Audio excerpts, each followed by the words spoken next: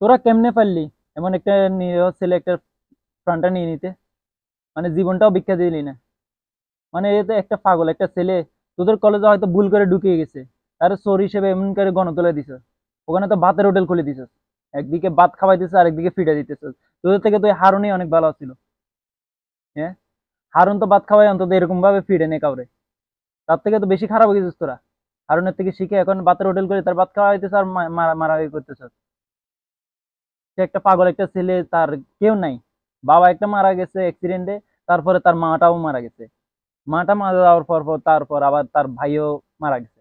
তো সে এখন কিছু নেই, সে এখন রোডে পাগলের মতো ঘুরতেছে। তোরা তো তারা একদম মুক্তি করে দিছিস। তোদের কাছে বাংলাদেশ দিয়ে দিছে, বাংলাদেশটা সুরক্ষা, সবার একটা আশা আছে যে তোরা বাংলাদেশটা সুন্দর করে গোছাবি।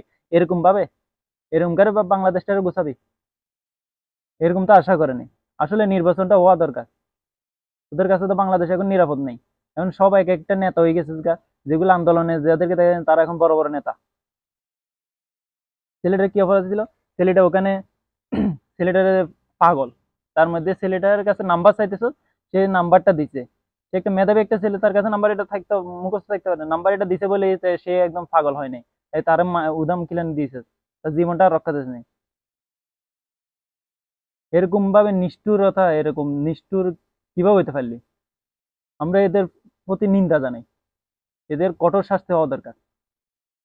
তোরা যে অবস্থা শুরু করছিস, এইভাবে করে একটা ছেলে প্রাণটা নিয়ে নিলি। হ্যাঁ, ছেলেটা পাগল পাগল, খাওয়ার জন্য একটু ঘুরতেছে, খাওয়ার পাইলে একটু কারিয়ে গাড়ি নেবে। কি চুরি করছে? একটা মোবাইল হয়তো চুরি করছে। আচ্ছা, যা মোবাইল চুরি করছে তাই বলে একদম জানটা নিয়ে ফেলি? হ্যাঁ, একটা মোবাইল চুরির জন্য জানটা নিয়ে ফেলতে হয়তো আইনের আওতায় দিতে পারতি, একটা কিছু করতে পারতি।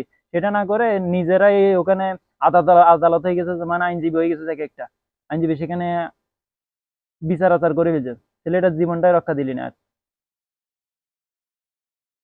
আমরা তোদের সুষ্ঠু নিবারে বিচার চাই।